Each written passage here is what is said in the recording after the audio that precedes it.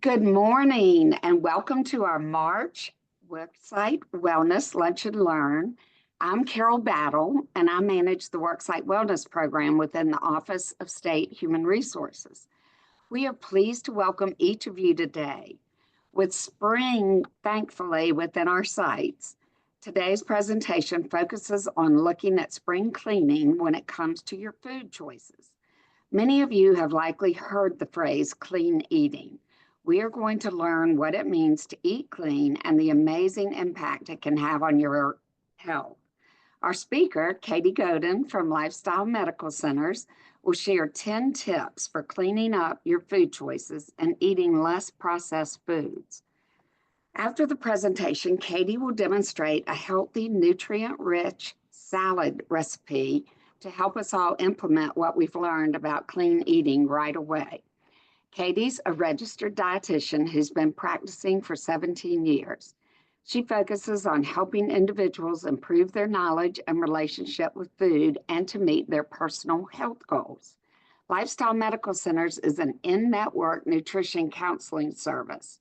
For employees enrolled in the state health plan, even under our new provider, Aetna, you will find that both virtual and in-person visits are covered at 100% for in-network providers. The state health plan also has other dietitians across the state, so to find one near you, log on to your state health plan portal, which is located on the cover side. As a reminder, everyone registered for this event will receive a recording of today's presentation as well as the recipe. To find past Lunch and Learn recordings or see our full calendar year of session topics for the rest of 2025, visit our website at oshr.nc.gov/wellness-webinars. During the presentation, you can submit questions through the Q&A, and members of our NC Flex team will help answer them. Additionally, Katie has saved a few minutes at the end of the presentation to conquer any of those questions that we're unable to get to. And now it's time to welcome Katie and Lunch and Learn. Katie, it's all yours. Thank you, Carol. Thank you, Carol. Hey, everybody. We are going to talk about some clean eating today. I think such a timely presentation, of course, but as Carol mentioned, we'll learn a little bit about what clean eating is, but really essentially just kind of learning how to transition overall to less processed foods this season. As Carol mentioned, Lifestyle Medical Centers is in network with the state health plan, and we do a lot of focus just on whatever your individual needs are. So if it's something that you've been thinking about nutrition counseling in general and you're kind of curious as to what our program offers, there's a link there at the bottom to our website. And please feel free to fill out the contact us page and we will give you a call and kind of discuss any questions that you might have. All right, well, let's get into it. All right, guys, let's kind of talk about some of the key discussion points that we're going to, hopefully you guys will be able to kind of take home from today. So essentially understanding what clean eating is and overall, its purpose and health benefits. And of course, I'm hopeful you guys will have some basic knowledge on what processed foods are, as well as their impact on your health. And then overall, hopefully learning how to adopt some of these clean eating habits to essentially reduce your intake of ultra processed foods. All right, guys, what does it mean to eat clean? I'm sure you guys have heard this term thrown about so many times at this point. Clean this, clean that. Well, what does that really mean? So clean eating is a style that focuses on more whole foods that are minimally processed, and overall, they do have more nutrient density. So I'm sure you guys have kind of a combination of this at this point, but generally speaking, it's as if we're kind of a society that does lean on more convenience, and sometimes these these whole foods, these nutrient dense foods get kind of lost along the way as a result. So we're going to kind of go over how to maybe bring that back to focus today. All right. So whoops, sorry about that. What are some of these benefits to clean eating? Well, there's a lot of them and probably more that are listed on this particular slide, but I thought that these were some of maybe the more important ones to highlight. So overall, eating more whole foods, as I'm sure you can kind of guess, you're just going to have a better nutrient profile, more nutrients that you're going to be taking in. These are going to be less processed foods. They're going to have more fiber. They're going to have more nutrients that your body needs. And essentially, that can help with weight management. Sometimes these cravings that we have for certain foods are a result of our body lacking nutrients. Cravings is obviously an entire presentation in itself, but I talk to people a lot about that fact. We seek food out. Our body is intuitive at times as far as what we need, and sometimes those nutrients are lacking. And so we eat more as a result, or maybe we even kind of lean in towards some of the wrong things. So as far as that clean eating goes, it can definitely help with weight management as a result. And also eating more fiber helps to keep you full longer. And so that helps with some of that portion control as well. Clean eating can help with increased energy levels, specifically by better blood sugar control. So when our blood sugars are more stable, we just have more longer sustained energy. So we teach people that all the time. And I'm sure you guys have heard me talk about the importance of nutrient, macronutrient distribution, and how, having more fiber can help with blood sugar control. So these whole foods just have more of these types of ingredients in them that help to keep you full longer, giving your body what it needs. And so it's feeling as if it has available energy to use throughout the day, which kind of leans into that mental clarity and focus as well. A stronger immune system, so as far as just increased antioxidants and increased nutrients, vitamins, and minerals. We have decreased inflammation, and all of this helps to strengthen our immune system. These hydrating foods, as well as antioxidant rich foods that are found in some of these cleaner products, whole foods, if you will, can help with producing better skin. So even things like that can exist. Reduced risk of chronic disease, which essentially is one of the more important things here on this list, and improved gut health due to more probiotics, more prebiotics, and more fiber. That reduced risk of chronic disease, of course, will help increase our longevity.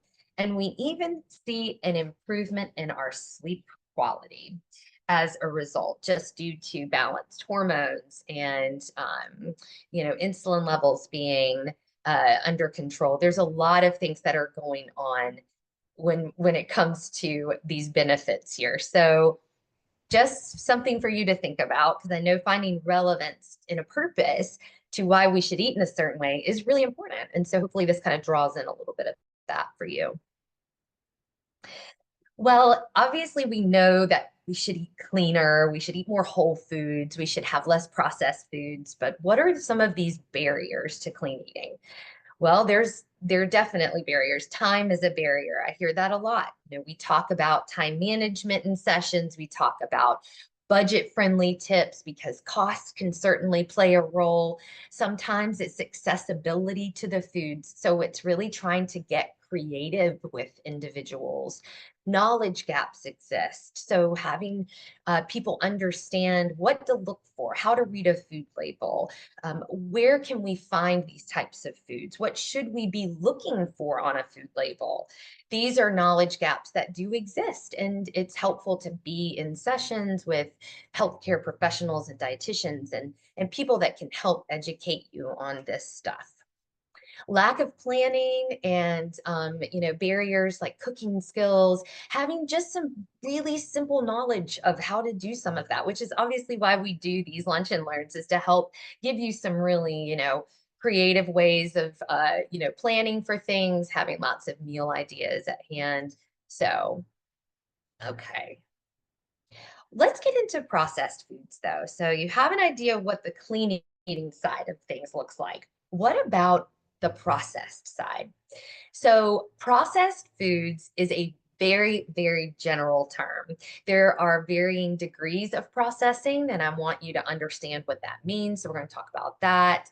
So basically, though, foods that have undergone any form of alteration from their natural state is a processed food. So you see a lot of different examples up on this screen here, even a salad that's just been chopped up and put in a bag, chopped up vegetables that have been altered from their natural state here. Ingredients may not even have been added, but it could be considered a processed food. So cutting, washing, cleaning, heating, cooking, canning, freezing. Um, but the bottom, that latter point there, adding those preservatives, added flavors and salts, sugars, things that, are flavor enhancers, increased shelf life of the product. These are some of the things that you really need to watch out for. And again, it's really in excess. That there's really no expectation that we should not eat a processed food at all. Even in ultra processed food, I think it's more about where's the balance of the two things. Are we, maybe not understanding how to eat foods in their more natural state? What are some of those barriers that I just mentioned, and how can we work through those? So that's a lot of what we're doing. I say in sessions with people all the time, we're just problem solving all the time. We're figuring it out. We come in, we have 30 minutes, we just figure like little problem solving tips throughout the way. And it's one of, it's one of our favorite things to do with people, is to help people kind of work through these barriers that exist with eating healthy. I thought it could be helpful to really go through the classification process of, the classifications of processed foods here, because like I said, it's not just a processed food is a processed food.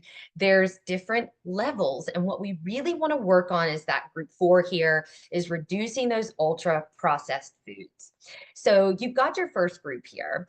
And, essentially these are foods that are unprocessed or minimally processed. They really are in their whole natural form. We're going to a farmer's market, we're picking ears of corn, we're getting grains that have not been tampered with. We've got beans that are dried. We really just have whole foods that are existing. And yes, having a lot of that in the mix is great. We really do want that. The expectation is certainly not to eat just those types of foods all of the time. Then you've got your group 2, which are processed culinary ingredients. And this is basically just oil that's been pressed here and put into a bottle. Okay, so that's been processed. But again, the types of oils we're having, of course, these good, healthy, unsaturated fats from olive oil, for example, we would want you to eat those things. They're just minimally processed here. Again, these are not the top contenders that we're really worried about. So as you get into group 3, you're really looking at maybe 2 to 3 ingredients. Again, not the end of the world. It's beans that have been canned, tuna that's been canned, loaves of bread that have been packaged. We do want to pay attention to food labels, which I'm going to talk about, and have you learn little tips and tricks along the way that help you look at some of these products that have been processed, to kind of choose ones that maybe are a little bit healthier of an option. But then you get into group 4, and these are our ultra processed foods that we really do need to pay attention to how much we're having on a regular basis. These are your 4 to 5 plus ingredients, and this is where you're getting in a lot of those added sugars, you're getting your saturated fats, you're getting, flavor enhancers, lots of preservatives to increase that shelf life. So these are foods that we just need to prioritize. I talk about that a lot too. How can we prioritize these types of foods? Because we need to think about how we're going to fit them in if we're eating these. We really want to make sure that we understand, what are some of these parameters that we need to lie within. And I'm going to talk about that. As you can imagine, some of the health risks here are probably not shocking. They're probably the reverse, right, of those benefits to the clean eating. But we're looking at higher cases of heart disease, type 2 diabetes, obesity. And this is really coming from those processed sugars, added saturated fats, empty calories, so we tend to eat more of them, lack of fiber, so low nutrient density. We're having impaired gut health because we're not getting nutrients that our gut really enjoys, like those prebiotics, those probiotics, those fibrous foods that help to feed good bacteria and keep our gut healthy. We're getting the absolute reverse. So we're seeing high blood pressure from more sodium intake from these processed foods because sodium is a flavor enhancer and it's a preservative. So we're seeing lengthened shelf life and better tasting products that have been created. So essentially, that's kind of what's going on with the sodium intake. And then as a result, decreased longevity, more risk for certain types of cancers, and even anxiety and depression can exist more when we're eating more of these low nutrient density foods. Okay, so let's get into some tips to help clean up our eating habits and ultimately reduce those ultra processed foods. Okay. Okay, first things first, let's learn to read a food label. So we could probably spend a lot of time trying to understand the food label and diving into every little detail. I cannot do that today, but that is something that we do in sessions with people. So this is just one example of how we educate. You know, learning how to properly look at labels, look at things like saturated fat, look at carbohydrates, but really not total carbs here. Carbs are not the enemy, folks. Fiber comes from carbs. Energy comes from carbs. We need carbohydrates. What we want to watch out for are added sugars. So you see that there kind of towards the bottom. As far as parameters go when it comes to added sugars, these are things that we talk about with you. It does vary slightly between individual when it comes to some things, like saturated fat is based on a percentage of calories, which again, calories, you know, the food label is based off of a 2,000 calorie diet. Not everyone needs a 2,000 calorie diet.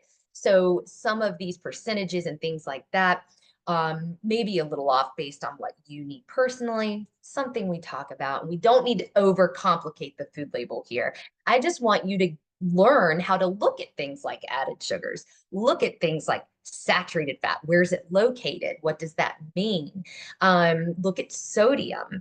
And it's not listed here, but also really important is that ingredients list. And so, you know, we really need to, first of all, can you pronounce what's in the product? You know, that's kind of a, I hate to say fun game, but I mean, it's a game you could play and it's really wild. You know, how many ingredients are listed on certain products and maybe aren't even necessary. I'm going to get into it in just a second, but you know, just understanding some of these packaged products that maybe just have a better ingredients list. You know, that's something that we like to educate people on. Not the fact again that we can't have anything packaged, but just, hey, what are some better options that are out there that you could maybe be looking towards, in addition to learning how to have less packaged foods in your diet as well. All right, so let's talk about breakfast for a second, because breakfast is something that is one of those meals, right, that we want convenience. We typically don't prioritize. So that's, you know, as you heard me talk about, I'm a breakfast person and it's something that we just need to plan for. Otherwise, we're going to be running out the door. We're going to be pulling through a drive-through. We're going to be picking something up that's really convenient and maybe not nutrient dense. So having some foods on hand that maybe are convenient, what would those be? And learning how to have just some simple meal ideas in the loop so that you can prepare things at home yourself. So cereal, let's talk about cereal for a second. Cereal is one of those products that I know a lot of people lean on because A, it's convenient and maybe you like it. And that's okay. Cereal is okay. Maybe you don't love the cereals that I've put up here, but let me explain myself with why I chose them. So when it comes to cereal, sometimes I kind of challenge people to use cereal in a different way. Maybe we're using cereal as a topper. So a topper for a crunch because maybe we like a crunch with yogurt or oatmeal or something like that. Maybe it's kind of used for an insert to a trail mix that we kind of have maybe not for breakfast, but for a snack. So those are these two types of cereals that I've kind of chosen is, hey, maybe we could try cereal in that way. Lots of other options that we could dive into, but again, that's better to be discussed in sessions where we get into kind of a deep dive on certain specific products like cereals. Um, Other things that I've put on here, I love these little veggies made great muffins. Again, they are processed, they are packaged, but they do have a better ingredient list. They have less added sugars than a muffin, commercially prepared muffin out there packaged in maybe a bakery. Making them yourself would be a great thing, but maybe it's baby steps and maybe we just need some products on hand because again, it's a balance of everything. I've included, of course, some non-packaged ideas as well, things like, and I've included links at the bottom for you guys to click on so that you can go directly to the recipes here. So the recipes I've included are for the white bean avocado toast, which maybe you think sounds a little strange, but give it a try. It's kind of fun to try new things. White beans are going to be loaded with fiber and protein, great if you're plant-based. And then obviously your toast with some healthy fats like avocado and some fresh tomato, all whole foods, all really great. Beans might be a little processed, but again, they're minimally processed. And if we're choosing low sodium, and again, we're choosing more of a quality product, it's different. All right. So I've also included some overnight oats, really super fast, especially if you're an oats person, if you don't like them cold, as overnight oats tend to come, yeah, being advertised as. You can always pop in the microwave, of course, but overnight oats are great just because they're fast, lots of good healthy fiber and fat, lots of good nutrients involved, and again, a quick option. I've also included these Kodiak waffles because sometimes we just want something fun and it kind of checks that satisfaction factor, as I call it. And the Kodiak waffles, which you can get in a mix or you can get like these frozen waffles here, have less added sugar, have more protein. First ingredient is a whole grain. Again, learning to look and understand these food labels is really what it is all about with some of these packaged goods. So, and then I've included a protein powder here because protein powders can be overloaded with artificial ingredients, which we want to kind of look and pay attention to stuff like that. So the Orgain I like a lot just because the ingredients are a little cleaner in that for a packaged protein powder. But again, balancing it out between foods that are packaged and foods that aren't, and really just meeting you where you're at. Where are we starting from? That's a big focus for really all of us dietitians at Lifestyle. We really do kind of focus on where are you starting from. You're not going to come into our office and all of a sudden we just shove a clean eating meal plan at you and say, okay, here you go on and here you go do it. It isn't like that. It's just a slow build to learn how. Snack time is another thing. I wanted to show lots of products here, and man, I could have just gone on and on about snacks. But again, in sessions, we have lots of handouts. We talk about products all the time. We talk about making your own, keeping it simple, apples and peanut butter, making your own trail mix, having some hummus on hand. Again, hummus is packaged. You can make your own or you can buy it, but it's just having these whole foods in addition to maybe that packaged item that you're having alongside of it. I've included these little protein energy balls because I love them so much and they're really great for adding a lot of really whole food ingredients and it's very simple. I included a couple protein bars with minimal ingredients. Well, one protein, one more energy that doesn't have a lot of protein, but could be good for. I kind of think of these LAR bars for like a post-game snack or a fun, healthier treat. Post-game, I mean for like children. So maybe some of you caught that. Anyway, there's some other packaged goods on here that just do have cleaner ingredients. I love this lesser evil popcorn. It's really tasty and good ingredients. Bada bing, bada boom. Our little broad beans, great high protein plant-based snack that can be found. I usually get them on Amazon. You may be able to find them at more of your health food stores, but I usually do purchase them like that from Amazon. Hip peas are found anywhere, these little Crunch Master crackers, so again, crackers, chips, crunchy things that tend to just be heavily processed with really added salts, sugars, unhealthy fats. These are things that we want to try to kind of backpedal and shift and change. And it's really helpful to know what some of these better products are that are out there. But again, you'll see a balance of roasted chickpeas and these protein balls and a homemade trail mix and hummus with veggies. We do need to have a mixture of these whole foods floating in and out of our snacks too, because snack time is a time to kind of emphasize and prioritize some of these types of nutrients and whole foods. And so we kind of just challenge people to rotate in and out of some of the packaged with some of the whole foods. Tip number 4, I think that I probably talk about eating more fruits and vegetables somewhere. That's a slide in every presentation. I try to work it in because it just is one of my top things that I think we're not doing enough of. So I've reminded you on what a serving size is of fruit and veggie, and then I've given you just your typical daily servings that you're trying to strive for. Think half your plate, right? So half plate rule we talk about a lot, where half plate is fruits and veggies, really trying to add them at every single meal. Get creative. I'm making a delicious salad today that could be used for lunch and dinner, but it definitely can be added to breakfast. I want people to think outside of the box more. And so adding in veggies at breakfast can be really tough. We kind of just think about fruit there, and fruit is a fine choice, but we can also try to get creative with some of these, non-conventional breakfast foods, if you will. So anyway, eating more fruits and veggies, that's just checking lots of boxes. We're getting lots of whole foods, we're getting lots of nutrients, we're getting lots of fiber. So these are things that are going to add that cleanliness to your diet. And obviously adding lots of color is something that I talk about too. Just think every time you eat, how am I adding color to my plate today? At this meal, at this snack.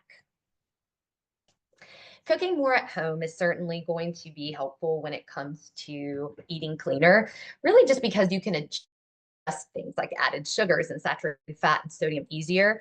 And again, where are you starting from? I'm not going to send you home with this detailed meal plan of cooking, um, detailed meal plan where, you're cooking bunches of foods and things like that when you're kind of coming off of maybe eating out more than eating in. So learn how to have a plan. We talk about meal planning all the time. It's one of our top things we probably talk about.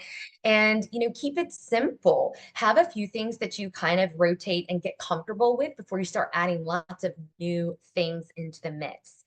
So I've given you just some basic ideas here and just kind of giving you a little snapshot of what we might talk about and how we might, talk through this in a session. But we might talk about how to make sheet. You've seen me make sheet pan meals. Maybe I've not done a lot of crock pots, but grain bowls are easy. Stir fries are simple. What convenience products can we insert into dinner? Those are things we talk about too, alongside some of the whole foods that you're also incorporating. So again, it's a balance, but eating more at home is definitely going to help reduce some of the added nutrients or added things that we can not get when we're eating out. All right, tip number 6, reducing sugary beverages. This might be one of the top contenders here of those ultra processed foods, because when we think about sugar, where we're getting the most dense sugar intake is coming from sugary beverages. So if anyone is drinking lots of soda, we might really start there. And again, the expectation is to not, hey, let's cut it all out. I might challenge you to buy smaller cans. Maybe we don't keep it in the house. Maybe we're trying to rotate in, a certain amount of water in the day and focus in on one thing versus trying to cut soda out completely. We're just really honing in on water intake instead. So anyway, there's a lot of strategies that we can kind of work work through with reducing these sugary beverages, but essentially avoiding sugar, but then also lots of artificial ingredients because these are not doing us a favor either. So we really want to focus on more natural, unsweetened beverages as much as we can. And I've given you guys a fun little recipe down here for a cucumber mint spritzer. It looks so pretty and springy. And I just thought that, sometimes having fun with it, getting fun glasses, growing some herbs in your garden if you like doing that kind of thing, just can really make it seem a little bit more fun.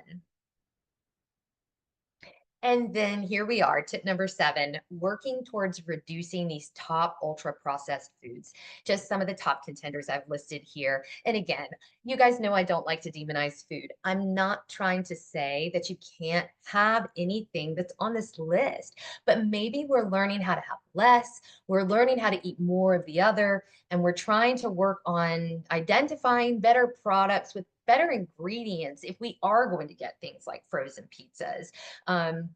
It's just about kind of a combination of all of that versus feeling like, hey, we can't ever eat this ever again.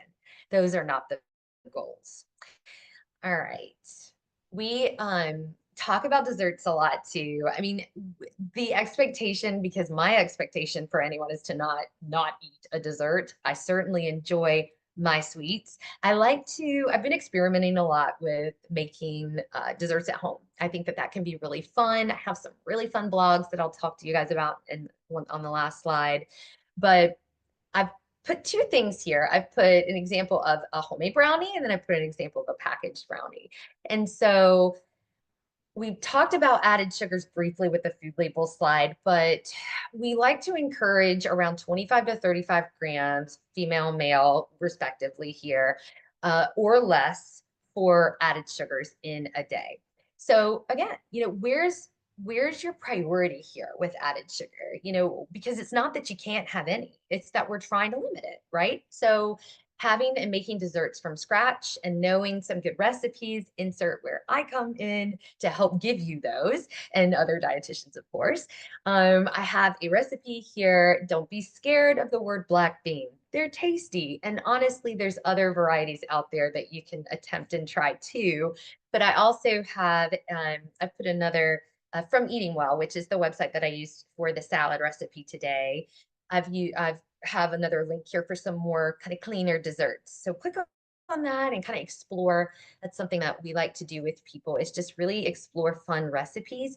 And then a product like Simple Mills, which is great for those who are gluten-free because it uses almond flour. So ingredient list is great. I think there's 5 or 6 ingredients in the whole thing.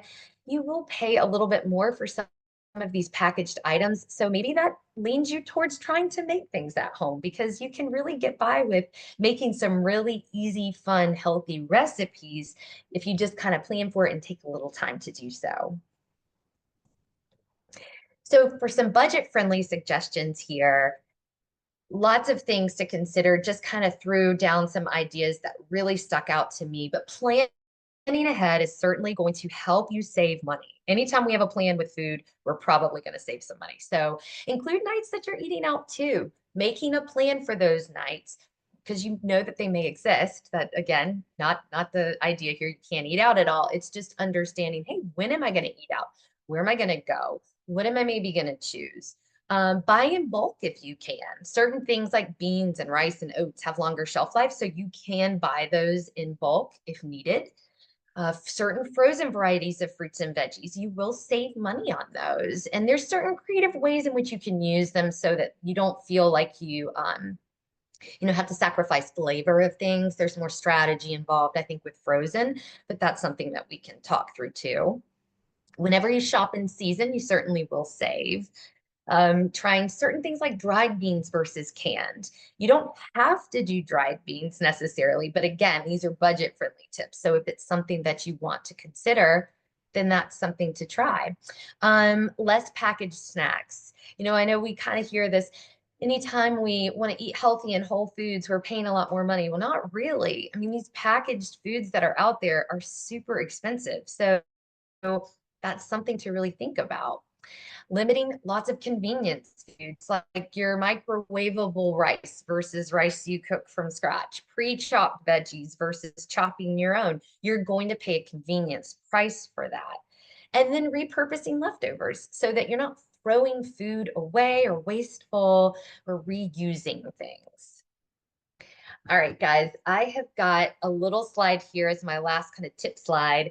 And again, maybe what we're trying to do is kind of shift more towards the middle here, but we've got our ultra processed examples on the far left, and then we've got our processed in the middle, and we have a home do-it-yourself-ish version on the very right. So maybe we're not going from ultra to home here, but we're kind of slowly floating towards that right side of the screen. And it could be something you do each month. I mean, you don't have to all of a sudden do this overnight, but if you eat a lot of sweetened breakfast cereals and all of a sudden you're like, maybe I could, maybe, and it's not even go to oat groats or steel cut oats, but maybe we're going to less processed breakfast in general. Okay.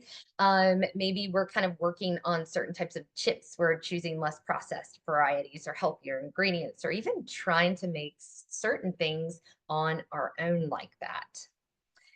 And then I have included a clean eating grocery list. We have lots of handouts and things like this as well, but I just thought that this kind of looks like a nice comprehensive, but very organized list here. I've included the link on my references so that you guys can kind of click and print and have, and just, each week kind of say, okay, what's something that I don't normally buy or that I've been thinking that I should maybe kind of reduce and add more to the clean eating side of things and go from there.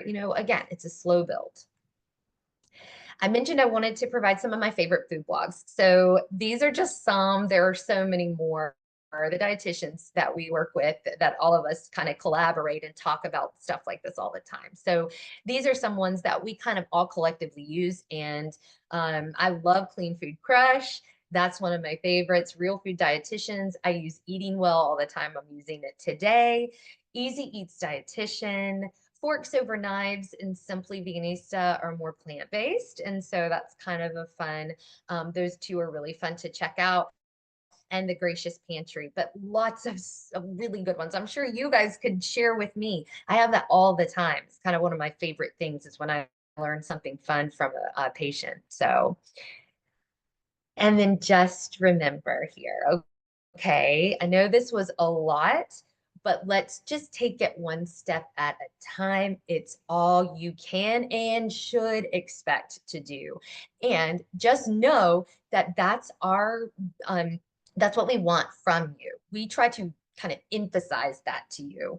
And so we're, like I said before, you're not coming in and all of a sudden we're like, nope, nope, nope, you can't do it like that anymore. Here you go. This is how we want you to do it. It isn't like that at all.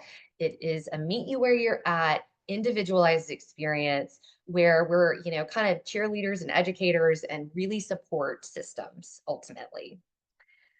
All right, guys, a list of my references here, and we're going to move into the cooking demonstration portion at this point. So I'm going to get some of my ingredients kind of gathered over here. Thank you guys so much for listening to me, of course, today. And this salad I have chosen, this kale avocado salad with blueberries and edamame. It's absolutely delicious. It's lots of fiber, lots of there's some plant-based protein involved, but you could, of course, make your own, add more protein to it. Okay. All right. So let me get some of these ingredients together, and maybe I'll stop sharing my screen here. Okay. All right. So I am going to kind of angle this down. Y'all let me know if you're having any issues hearing me, okay? Um, all right.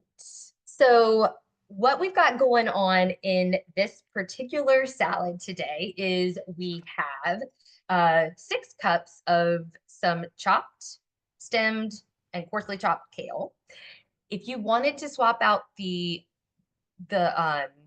the green, you could, but I always challenge people to use kale if they've never tried it. I love to show fun recipes using it. That gives it lots of flavor, cuts the bitterness and all of that. We have a avocado that's diced, which is about half a cup total of diced avocado. But I've just used one small avocado here, okay, instead of one of the really large ones. We have a cup of blueberries. We have a cup of yellow cherry tomatoes. So, little side note with your yellow cherry tomatoes, you're getting a little bit more B vitamins and zinc compared to your red varieties, where you're getting more of that antioxidant lycopene, which you've probably heard that before. We've got a cup of shelled edamame. I used frozen. And so I've got these little individual packages here that I just found. I believe I got these at Harris Teeter, but you can get frozen edamame most places. So I used a cup of that. And then there's a fourth a cup of some sliced almonds. And you do roast or toast them. So they are pre-toasted. I went ahead and did that part, but it's really simple. You really just add a little drizzle, maybe a teaspoon-ish of olive oil, and then you put your sliced almonds in there and really stand by it, because honestly, what's going to happen is all of a sudden they're getting too toasted as soon as you turn away. So stand right there is about 2 or 3 minutes, and they've got a nice, rich, nuttier flavor, just a little bit more enhanced because they're toasted, and it's a really nice, crispier crunch too that goes great with the salad. And then we've got half a cup of some crumbled goat cheese, which you could omit if you're dairy free, of course, or you could add a different cheese if you wanted to. If you prefer something like feta, you could change it up. And then we're going to make a dressing that's super simple. My little shaker that I've used a couple of times, which I really think is a great tool to have on hand. You can make, a few batches of this and kind of keep it in the refrigerator for, a week or so and use it on and off. But it's going to use some lemon juice, some minced chives, some honey, Dijon, and some olive oil. Okay. All right, guys. And I'm sorry if you guys are seeing a little screen of me. I don't normally have control over this, and I don't know how to make my screen bigger. So I really apologize. Maybe you can see me big though. Okay.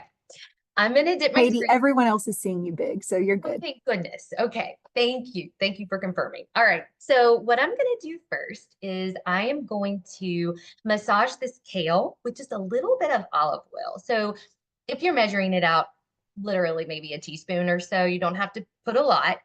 And what that does is it softens the greens and it creates less bitter. There's something that's happening, and I'm sorry that I don't scientifically know exactly the answer here, but when you massage it, it releases compounds that help to create a softer green, and as a result is less bitter. So you definitely want to do that if you're not doing that. So I'm going to show you guys.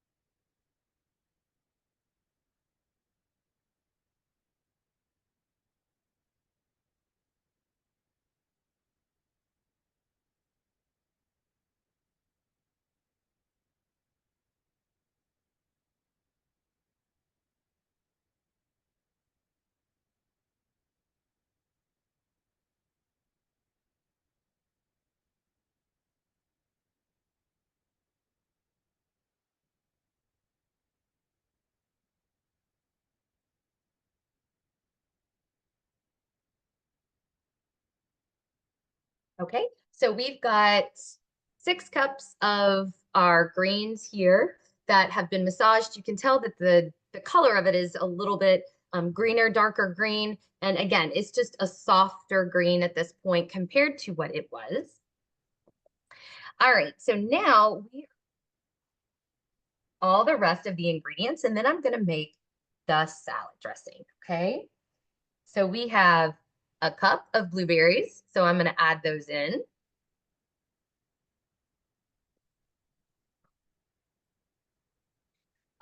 We have a cup of chopped cherry tomatoes, yellow cherry tomatoes.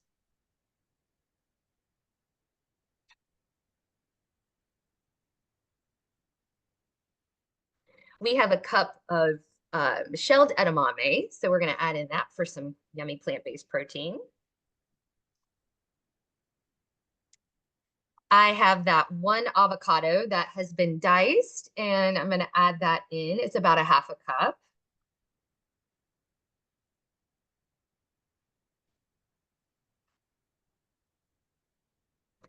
I have a half a cup of this crumbled goat cheese. And I have a fourth a cup of these toasted almonds.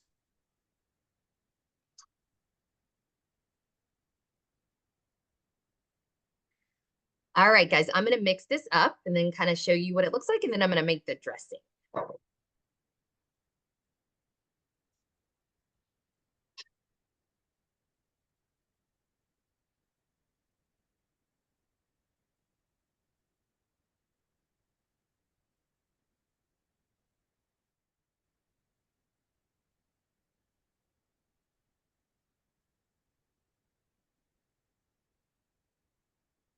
So this is what the salad looks like without the dressing on it. It won't look much different with the dressing on it, but it's really pretty, lots of different ingredients, and it is very tasty. All right, next we are going to make the dressing. So I've got my little shaker bottle here, and I'll talk you through the ingredients that I'm going to be using. All right, so I've got a quarter cup of olive oil. So I'm going to dump that here in my shaker bottle. I have 3 tablespoons of lemon juice.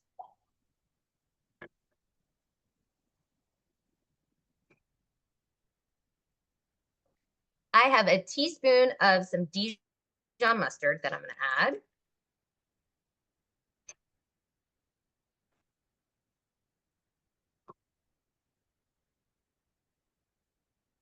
I have about a tablespoon of some minced chives.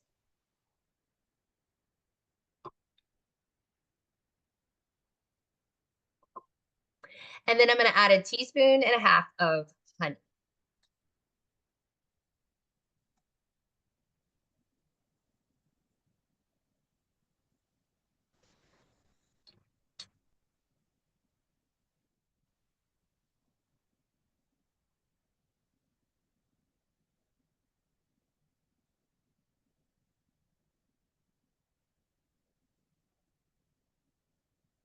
Okay, you just want to make sure this thing is on and this part is down. And then we're going to shake it up.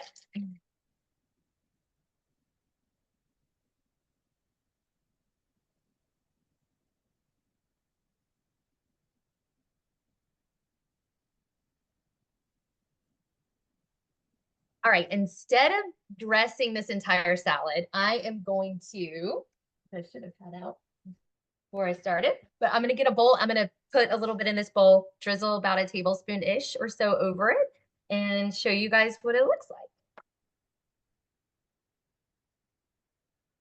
For this particular recipe, 2 cups of this salad is 376 calories, 31 grams of, let's see, fat, but only 6 of that is saturated. So we're looking at mostly unsaturated fat.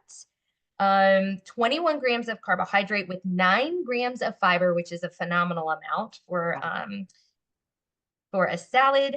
Let's see, and 9 grams of protein, which is all plant-based. You could, if you wanted to, mix and match some of this, you could add additional protein into this dish, and you could cut back on some of the salad part. Maybe you just want a cup and a half of salad and you want to add in some additional protein, which could be cottage cheese. You could add a Greek yogurt on the side. You could add in salmon or tuna, obviously any type of lean meat that you wanted to put in there. Additional beans like chickpeas could be an added component. If you are plant-based, obviously tofu chunks, things like that, just to enhance some of the protein. However, that healthy fat and fiber focus is certainly a lot to keep you full. So it's understanding that there's combos of these macronutrients that can still help to make you feel really good and satiated. And obviously, the ingredients of this is phenomenal and very, very nutrient dense. So let me add some to my bowl here.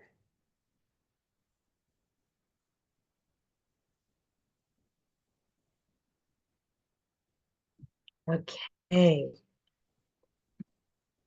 With just little nice, lovely drizzle. And we have a delicious salad to add to any meal, right? Like even breakfast, chop up some boiled eggs, have a yogurt, breakfast is served. Seriously, you guys, salads for breakfast is a thing.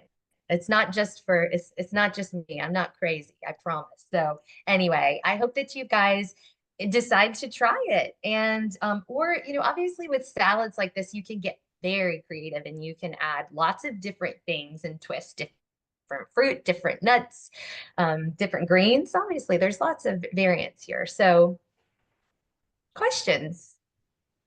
Yes, Katie, we do have a few questions. Okay. Number one is folks from UNC want a copy of the peanut butter protein ball that you made at their health fair. So if you can include that in the follow-up email, because those are yummy. I did tell them that it's from Eating Well. I can't believe I didn't put it on the presentation and I listed it as a thing, goodness. So of course, I will definitely share that recipe. I've made them and they are fabulous. They're really good. So what about chopped salads with no dressing or seasoning? Is that considered unhealthy? I guess there must be talking about store-bought chopped salad. Oh, like the bag chopped salad? Yes. So listen, we use chopped salads in this house, so I'm not gonna say that they're bad. They're certainly a nice addition, and sometimes I just need something made. And maybe the dressings can be a little bit higher in sugar, so sometimes I might just use half, save half, supplement with maybe a different dressing or a little bit of additional olive oil to kind of change the profile of it a little bit, or add other things to my chopped salads so that I've got added ingredients, because it's not just about that chopped salad itself. It's about a lot of the other things that you're pairing with it. So no, I think again, there's room for processed foods, especially something like that, where, we're really just, I'm trying to encourage people to get lots of fruits and vegetables in their day. So I definitely do not think that you can't buy things like a chopped salad. Okay. And should we stay away from sodium benzoate, which is found in sauerkraut and pickles? And if so, is there a recipe for homemade sauerkraut or pickles? Well, right. Yeah. Goodness. It is, we can get really, really micromanaging of lots of things. And so there's lots of good in sauerkraut and those probiotics and that fermentation. And the fact is most of us aren't going to go home and make sauerkraut, but some might. And so that's okay too. I'm obviously don't want to have people think that they shouldn't be making stuff from scratch like that at home, because you certainly should and can. But I think what we try to do in sessions is really just try to look at your day as a whole, look at some of, the themes, where can we cut from other areas if you want to purchase sauerkraut out, right? Or are there some different products to look at that might have a cleaner look to them? So that would be my best answer here, if that even is helpful. But yeah, it's not really just about that one product. I think it's about looking at, what you're doing all around your day and all around your weeks. Okay. And when buying fruits and vegetables whole at the grocery store, how do you recommend cleaning them to get any chemicals or wax from fruits and vegetables? So, I mean, you can kind of pay attention to, clean 15, dirty dozen. That's something that I could have provided and I didn't. And so I can certainly share some links so that people know and can come prioritize certain fruits and vegetables as far as when to buy organic, when not. But as far as cleaning goes, they do make special washes and things like that. Sometimes just soaking things in kind of warm water to help kind of get residue off, and then rinsing can be helpful. But sometimes really just like a good washing with some warm water, but they do make fruits and vegetable washes as well if you wanted to go that route. Okay. And if you, what about sourdough versus organic bread? What, Yeah. so you Oh, think all of those are fine, yeah, um, sure. I good I grains for you? I love sourdough. I think sourdough has natural probiotics and, kind of fun to go to a bakery and get some homemade fresh bread. I wouldn't want to ever tell someone that they shouldn't do that. Buying organic is okay. Not everyone can. And so, I think it's just, yeah, it's where you're at with accessibility. It's where you're at with finance. And so I think kind of telling people and looking at different types of products is something that we can do and help people with in our sessions, and kind of review food labels and things like that so that you can see lots of different products. But if we're just talking about organic versus sourdough, I guess I don't really have I think either are fine. Okay, thank you. Hmm. And thoughts on companies selling greenhouse grown lettuces with no pesticides? This person has been enjoying those and feels better about eating that versus regular leafy greens that are not organic. So I know you're going to go and follow up with what things are worth buying organic and what are not, but Uh, this was a question that came up. No, I mean, everyone, that's kind of a hard question to necessarily answer. I think that's a really great thing.